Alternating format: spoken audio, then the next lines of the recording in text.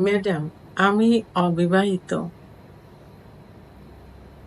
আমার অতিরিক্ত যৌন উত্তেজনা। ভোরের লিঙ্গ অতিরিক্ত দাঁড়িয়ে থাকে। হাঁটাচলা করার সময়ও লিঙ্গ উত্থান হয়। এখন আমি কিভাবে নিয়ন্ত্রণ করব? তো এইভাবে প্রশ্ন কিন্তু অনেকেই করে থাকে। উনার প্রশ্নের মিনিংসটা হলো যে উনি একজন পুরুষ, উনার অতিরিক্ত যৌন চাহিদা, উনি অবিবাহিত। দেশের এবং প্রবাসের ভাই-বোনদের প্রতি সালাম। আসসালামু আলাইকুম। আমি প্রভাষক ডাক্তার রিক্তা পারভীন, হোমিওপ্যাথি এবং আয়ুর্বেদিক চিকিৎসক। আজকে খুব গুরুত্বপূর্ণ একটা বিষয় নিয়ে কথা বলবো। যে বিষয়টি অনেক যুবক, মধ্যবয়স্ক অনেকেই এখন কমেন্ট করে থাকে বা জানতে চায় বা চিকিৎসা নিতে চায়।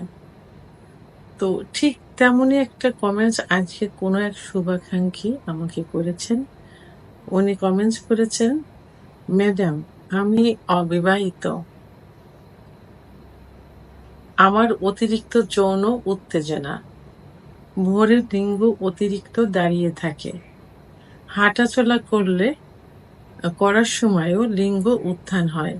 এখন আমি কিভাবে নিয়ন্ত্রণ করব?" তো এইভাবে প্রশ্ন কিন্তু অনেকেই করে থাকে। উনার প্রশ্নের মিনিংসটা হলো যে উনি একজন পুরুষ, উনার অতিরিক্ত যৌন চাহিদা, উনি অবিবাহিত। তো ভোরের উনার লিঙ্গ দাঁড়িয়ে থাকে, হাঁটাচলা করার সময় অনেক সময় উনার আ লিঙ্গ দাঁড়িয়ে যায়। লোকের ভিতর চলাচল করতে উনি লজ্জাবোধ করে। তো এখন উনি কি করবেন? এরকম প্রশ্ন কিন্তু অনেক পুরুষ যাদের ওয়াইফ মারা গেছে অথবা ওয়াইফ চলে গেছে অথবা ওয়াইফ দূরে থাকে বা সে দূরে থাকে। তো তখন কিন্তু এই প্রশ্ন অনেকেই করে যে আমার ওয়াইফ আমার থেকে দূরে অথবা মারা গেছে। তো এখন আমার অতিরিক্ত যৌন চাহিদা। আমি অফিসে যাই, ব্যবসা-বাণিজ্যে যাই। প্রায় সময় একটু কোনো ভালো মেয়ে দেখলে, কোনো কিছু ভাবলে আমার লিঙ্গ দাঁড়িয়ে থাকে। আমি নিজেকে মানে কন্ট্রোল করতে পারি না, লজ্জা পাই।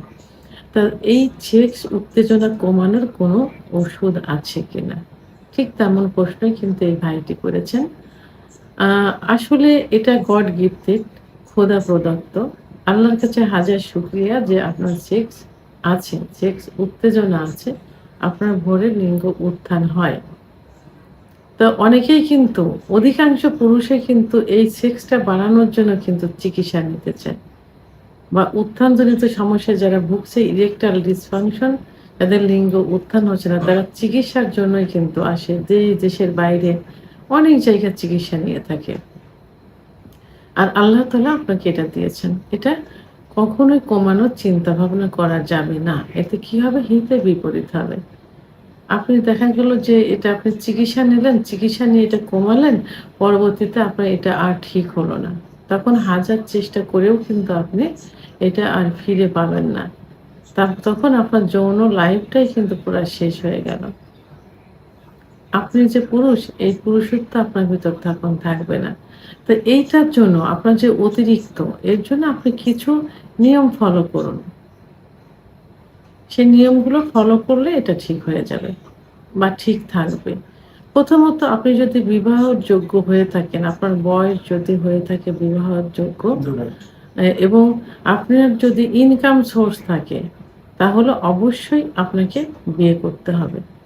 যার ওয়াইফ মারা গেছে এবং যার ওয়াইফ ডিভোর্স হয়ে গেছে, আপনারা আপনাদের পছন্দ মতো সামর্থ্য অনুযায়ী যদি সামর্থ্য থাকে ব তাহলে আপনারা বিয়ে করে ফেলেন। ইসলামিক শরিয়াত অনুযায়ী অন্য ধর্মে যারা আছেন তাদের শরিয়াত অনুযায়ী আপনারা বিবাহ বন্ধনে আবদ্ধ হয়ে যান। এবং যারা দূরে থাকেন, প্রবাসে থাকেন, আসতে পারছেন না, সেক্ষেত্রে আপনারা কি করবেন? যারা বিয়ে করতে পারছেন না, সেক্ষেত্রে ১ম এ নিজেকে কন্ট্রোল করতে হবে। অর্থাৎ আ এই সেক্সুয়াল চিন্তাভাবনা থেকে আপনাদেরকে দূরে থাকতে হবে। সেক্সুয়াল চিন্তাভাবনা করা যাবে না। ইউজুয়ালি স্বাভাবিক জীবনযাপন করতে হবে। মানে সেক্স উত্তেজনা আসে এরকম কথাবার্তা, পর্নোগ্রাফি দেখা, মেয়েদের দিকে সেই দৃষ্টিতে তাকানো, এগুলো বন্ধ করতে হবে। এগুলো বন্ধ করেন, দেখবেন আপনার ভিতরে এই সমস্যাটা হবে না। আর মুসলমান হয়ে থাকলে অবশ্যই ৫ ওয়াক্ত নামাজ পড়ার চেষ্টা করবেন বা পড়বেন, রোজা রাখবেন, সবসময় পাক পবিত্র অবস্থায় থাকবেন এবং রাত্রে যখন ঘুমোতে যাবেন তখন অবশ্যই দোয়া দরুদ পাঠ করবেন এবং আ যদি পারেন এবং চেষ্টা করবেন তাহাজ্জুদের নামাজ পড়ে ঘুমানোর জন্য। তাহলে দেখবেন এইটা আপনার এই সেক্সুয়াল যে চিন্তা ভাবনা এর কারণে যে সমস্যাটা হচ্ছে এটা হবে না। খারাপ সঙ্গ বন্ধ করতে হবে। এমন বন্ধু-বান্ধবের সঙ্গে চলাফেরা করা যাবে না যে যাদের সঙ্গে চলাফেরা করলে এই জাতীয় কথাবার্তা অতিরিক্ত হয়ে থাকে, এই জাতীয় গল্প হয় এবং এই জাতীয় ভিডিও দেখা হয়। সেই সঙ্গ ত্যাগ করতে হবে। ভালো সঙ্গ নিতে হবে, ভালো পরিবেশে থাকতে হবে। আপনার ড্রেস আপ এর দিকে খেয়াল রাখতে হবে। এমন কোনো ড্রেস আপ পরা যাবে না যে নিজেকে ইয়াং মনে হচ্ছে, নিজেকে স্মার্ট মনে হচ্ছে, নিজেকে অনেক সুন্দর মনে হচ্ছে, বিলাসিতা মনে হচ্ছে। এরকম ড্রেস আপ থেকে দূরে থাকতে হবে। সর্বোপরি কি করতে হবে? যে আপনি যে কাজ করেন, আপনি যদি পড়াশুনো করেন, আপনি যদি ব্যবসা-বাণিজ্য করেন, চাকরি করেন, সেই দিকে আপনাকে খেয়াল দিতে হবে সবথেকে বেশি। সেটাকে প্রাধান্য দিতে হবে। পড়াশোনার দিকে মনোযোগী হইতে হবে, ব্যবসা-বাণিজ্য, চাকরির দিকে খেয়াল দিতে হবে। এবং যাদের বাচ্চা-কাচ্চা আছেন, তারা বাচ্চা-কাচ্চার দিকে খেয়াল রাখবেন। যখনই বাসায় আসবেন, বাকি সময়টা বাচ্চা-কাচ্চার সঙ্গে সঙ্গ দিবেন। যখনই একটু ফ্রি হবেন, বাচ্চা-কাচ্চার ফোনে যোগাযোগ করার চেষ্টা করবেন, তাদের খোঁজ খবর নিবেন। এগুলো ফলো করলেই কিন্তু অনেকটা ঠিক হয়ে যাবে। তারপরে আপনার কিছু খাবার আছে যে খাবারগুলো খেলে আপনার সেক্স উত্তেজনা অতিরিক্ত বৃদ্ধি পাবে। যেমন মসলা জাতীয় খাবার। হুম? অতিরিক্ত মসলা জাতীয় খাবার খাওয়া যাবে না।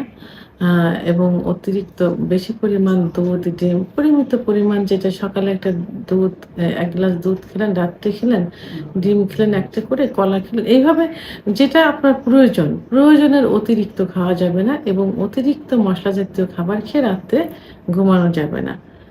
তো এইগুলো যদি মেইনটেইন করে চলেন তাহলে কিন্তু এই যে সমস্যাটা আপনাদের হচ্ছে যে এই সমস্যাটা থেকে আপনি দূরে থাকতে পারবেন।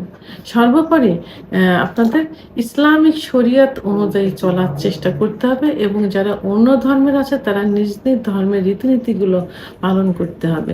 তাহলে আপনারা এই সমস্যা থেকে দূরে থাকতে পারবেন। ভিডিওটি সম্পর্কে যদি কোনো মতামত থেকে থাকে অবশ্যই কমেন্টসের মাধ্যমে জানাবেন। আর ভিডিওটি ভালো লাগলে লাইক, কমেন্ট, সাবস্ক্রাইব করে আমার সঙ্গে থাকুন। আল্লাহ হাফেজ।